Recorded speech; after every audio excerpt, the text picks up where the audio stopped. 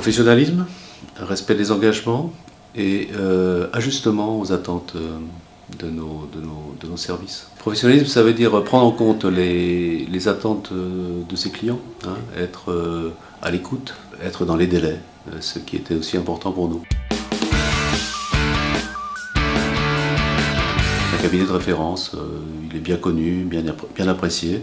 Apprécié pour plusieurs choses. D'abord son professionnalisme, ce que j'ai pu voir durant cette année, ses engagements, son respect de délai, et puis également les qualités relationnelles de son dirigeant, M. Guigrand d'une part, et également de son équipe. Effectivement, c'est un cabinet à taille humaine, si je puis dire, hein, un cabinet qui nous permet d'avoir un interlocuteur en face et non pas un système.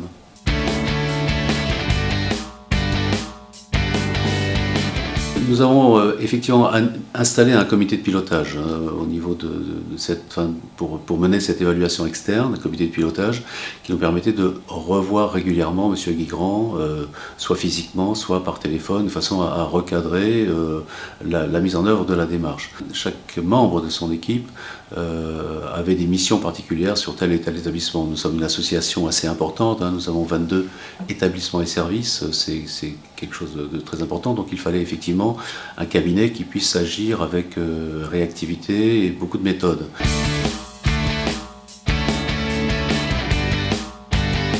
Quand on traite de l'évaluation externe, les équipes peuvent se sentir un peu jugées, ne pas être très à l'aise sur cette question.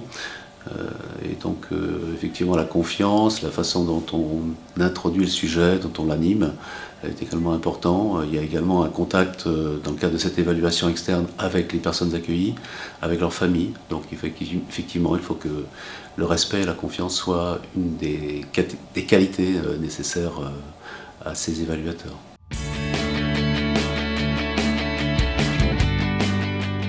Des personnes qui connaissent en fait, ce n'est pas quelque chose qui arrive comme une saupoudrage ou une application de méthode désincarnée en quelque sorte, mais bien des personnes qui connaissent un secteur et qui sont à l'écoute de ce secteur et qui dans leur pratique d'évaluation intègrent également nos réflexions et nos remarques.